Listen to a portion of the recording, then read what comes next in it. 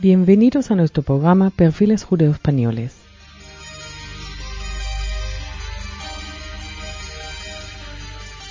Hoy hablaremos de los Solís. Entre los apellidos judíos, españoles y portugueses, el de Solís pertenece a una ilustre familia de conversos o criptojudíos, es decir, personas de religión originalmente judía que las circunstancias, el miedo o el interés económico movieron a abandonar la vieja religión y abrazar el cristianismo. Algunos alcanzaron puestos políticos y administrativos importantes, incluso como inquisidores, mientras que otros terminaron siendo presa de esa misma institución perseguidora de aquellos que, tras haber renunciado públicamente a la religión mosaica, volvían a practicarla en secreto, cayendo en el delito de herejía. Aquellos que optaron por practicar libremente y en público a la religión de sus antepasados huyeron a los Países Bajos, Francia e Inglaterra, fenómeno religioso que alcanzó su cenit en el siglo XVII y principios del XVIII. Otros emigraron a América y se asentaron en diversos lugares de las Indias occidentales y en los territorios que pronto iban a ser una nación poderosa, Estados Unidos de Norteamérica. Las llaves están pedridas, separado y vuelvo. La rama americana de la familia judía de los Solís desciende de Salomón da Silva Solís, casado con Isabel da Fonseca, que huyeron de España para instalarse primero en Ámsterdam en el siglo XVII. Abraham de Solís fue un traductor e intérprete que vivió en Boston en 1790. De él sabemos que tuvo actividad cultural y comercial grande en aquella ciudad de Nueva Inglaterra y que sus relaciones con judíos de toda la diáspora fue enorme.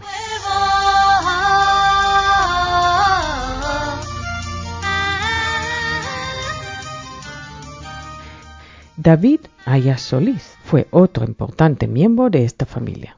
Había nacido en la ciudad neoyorquina de Mont Pleasant en 1822 y fue un importante hombre de comercio.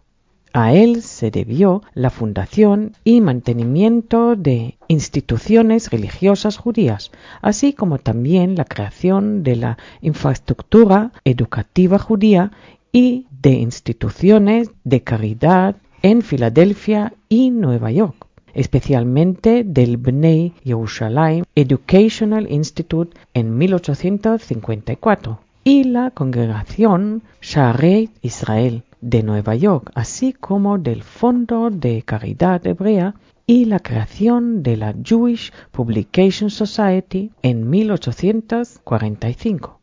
La actividad cultural de este importante personaje se extendió a todos los ámbitos de la vida cultural, espiritual y económica judía de Nueva Inglaterra.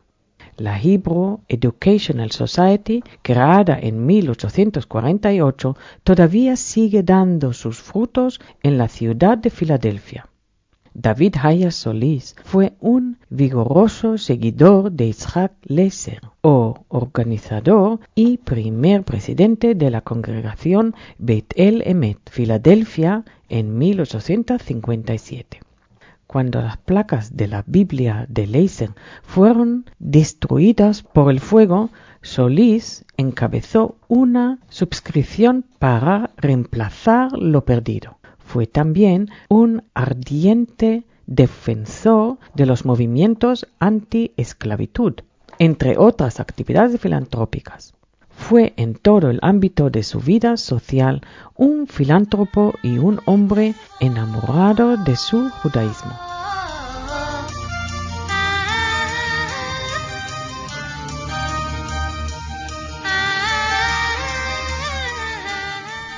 Pero entre los Solís hubo de todo.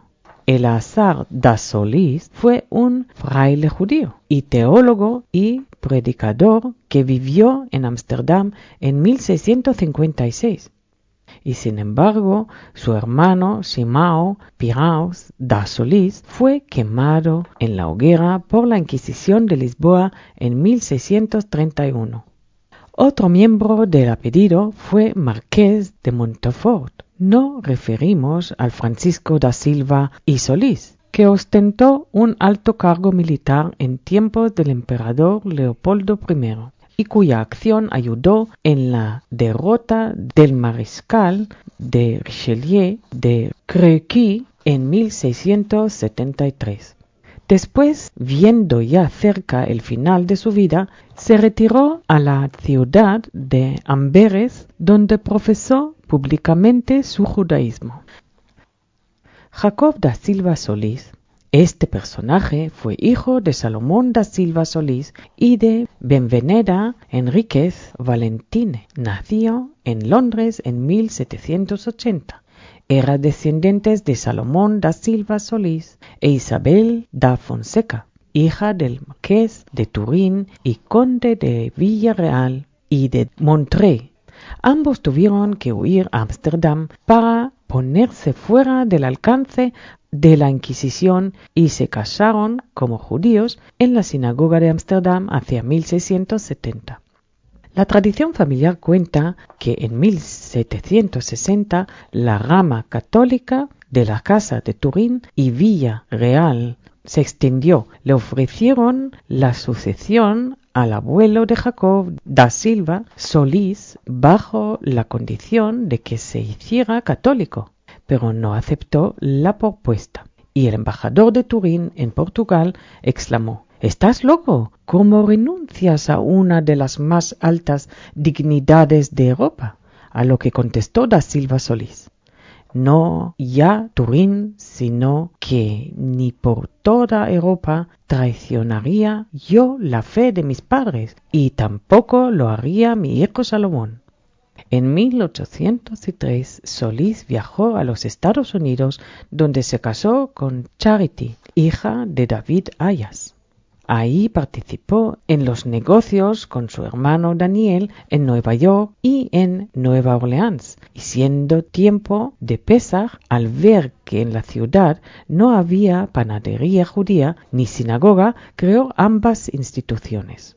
La congregación llamada Shaarei Knesset fue organizada por su esfuerzo personal y su sinagoga se dedicó a él en 1827. ¿Qué nos dicen estas vidas de judíos sefaradíes de otros tiempos? Sencillamente una cosa: hablan del esfuerzo personal como base del éxito y también del valor dado por ellos a su origen cultural y a la religión y creencias de sus mayores. Gracias.